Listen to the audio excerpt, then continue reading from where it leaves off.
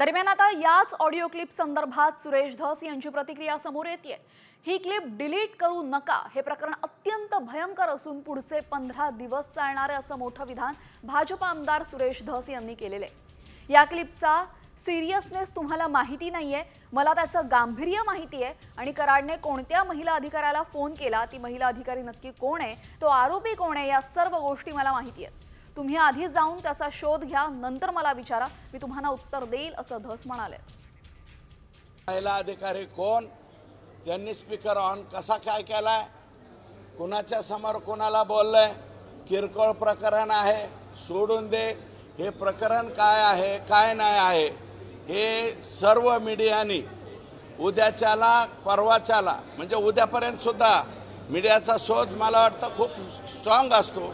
मीडियाने जाऊन चौकशी करावी आणि त्याच्यानंतर मी उत्तर दे। मी एकच बोलतो की हे 15 दिवस चालणार आहे ही क्लिप, फक्त एवढी लक्षात ठेवा, तुम्ही डिलीट करू नका।